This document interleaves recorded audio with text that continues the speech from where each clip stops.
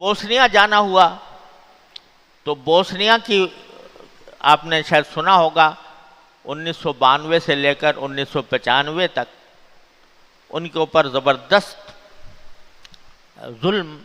کے پہاڑ توڑے گئے، کیونکہ جب یوگوسلاویہ ٹوٹا تو ہر ریاست نے اپنا آزادی کا اعلان کر دیا تھا، تو بوسنیا نے بھی مسلمان ریاست ہونے کی وجہ سے اعلان کر دیا کہ ہم آزاد ہیں۔ تو عیسائی سربوں نے ان کے اوپر حملہ کیا، اور ہم نے وہاں جا کر جو منظر دیکھا کہ سرائیوو شہر جو بوسنیا کا دارالحکومت ہے، وہ 3 طرف سے بڑے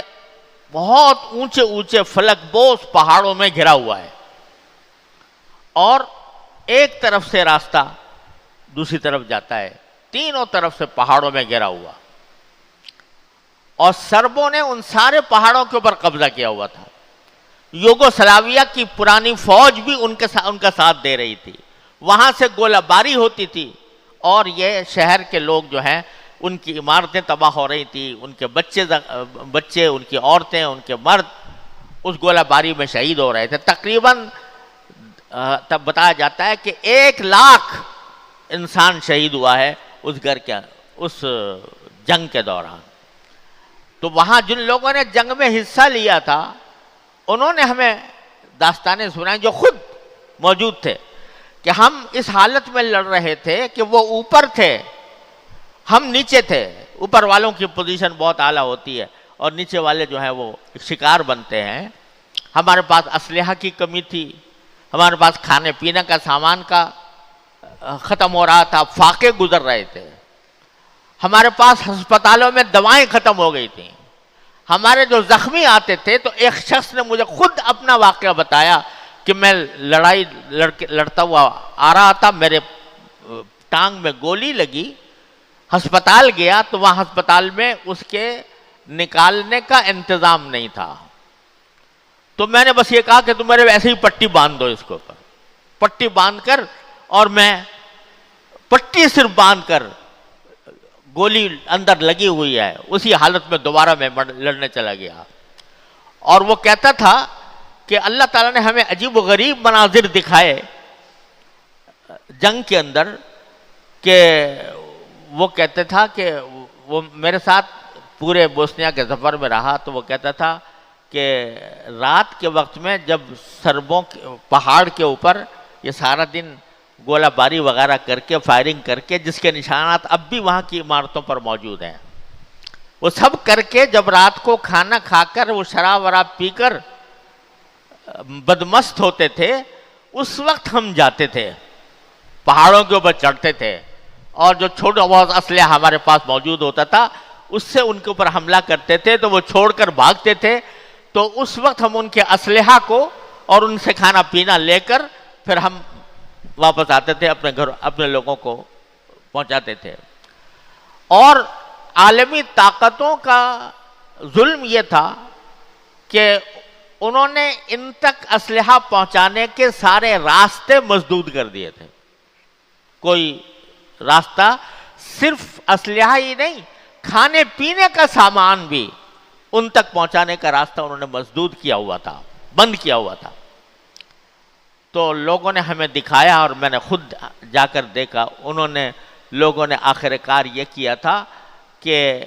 اپنے شہر سے جہاں پر ان کا قبضہ تھا وہاں سے ایک سرنگ کھودی 4 مہینے کے اندر وہ سرنگ تیار ہوئی، اور وہ آخر میں جا کر ایک ایسے علاقے میں نکلتی تھی جہاں پر ان کا تسلط نہیں تھا، وہاں سے کھانے پینے کا سامان لایا جا سکتا تھا۔ وہ سرنگ خود میں نے اندر جا کر دیکھی، ایسی سرنگ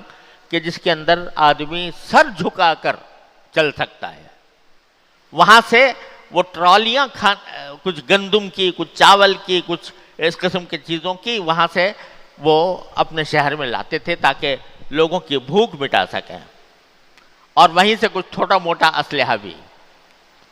اور یہ بات ہر ایک شخص کی زبان پر تھی، ہر بوسنیا کے ہر شہر، ہر جاننے والے کی زبان پر تھی کہ اللہ تعالیٰ نے پاکستان کے ذریعے ہماری بڑی مدد کی، اور نام لیتے تھے کہ پاکستانی فوج نے ہمارے لیے اسلحہ کے جہاز بھیجے، اور ان کے ذریعے جب ہمارے پاس وہ اسلحہ کے جہاز آ گئے تو اللہ تبارک و تعالی نے پھر ہمیں موقع دیا، ہم نے پہاڑوں پر چڑھ چڑھ کر ان کے اوپر حملے کیے، اور پھر جو لوگ سرب عیسائی جو شریک تھے اس جنگ میں، تو وہ آدمی مجھے بتا رہا تھا جو خود براہ راست شریک تھا کہ بعد میں سربوں نے جنگ ختم ہونے کے بعد ہمیں بتایا کہ ہم جب آپ لوگ ہم پر حملہ کرتے تھے تو ہمیں عجیب غریب قسم کے لوگ نظر آتے تھے، بڑی بڑی داڑھی والے، حالانکہ وہاں داڑھی کا تصور ہی مٹا دیا تھا غیر مسلموں کی حکومت نے، لیکن داڑھی والے ہمیں نظر آتے تھے اور وہ ہمارے اوپر فائرنگ کرتے تھے۔ تو اس کا کہنا یہ تھا کہ ملائکہ تھے جو اللہ تعالیٰ نے ہماری مدد کے لیے نازل فرمائے۔ اللہ تعالیٰ نے جب یہ غلبہ پانے لگے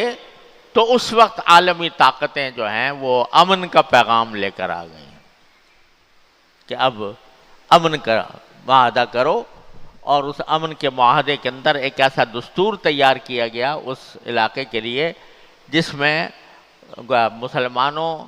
اور عیسائیوں کو ایک طرح سے الگ الگ ریاستیں بنا دی، مسلمانوں کی الگ، عیسائیوں کی الگ۔ اس کا قانون بھی عجیب پیچیدہ، دنیا سے نرالا دستور اس کے لیے وضع کیا۔ تو سن 1995 میں یہ جنگ ختم ہوئی۔ جب وہ جنگ ختم ہونے کے بعد الحمدللہ وہاں پر اللہ تعالیٰ کے فضل و کرم سے مسجدوں پہلے وہاں پر موجود ہوا کرتی تھیں، اب پرانی مسجدیں بھی، نئی مسجدیں بھی، جگہ جگہ مساجد کے مینار نظر آتے ہیں، تعلیم بھی شروع ہو گئی ہے۔ اللہ تعالیٰ کے فضل و کرم سے وہاں پر دین کا ایک کام چل رہا ہے، اللہ تعالیٰ کے فضل و کرم سے۔ تو میں اس لیے یہ سارے داستان آپ کو اس لیے سنائی کہ میں نے وہاں کہا بھی تھا ان لوگوں سے، اور میری تقریروں کا پھر بیانات کا ترجمہ مقامی زبان میں ہوتا رہا ہر جگہ۔ تو میں نے یہ عرض کیا تھا کہ آپ لوگوں کو جو ایمان کی حلاوت اللہ تعالیٰ نے عطا فرمائی ہے، در حقیقت ہم اس کا تصور بھی نہیں کرتے۔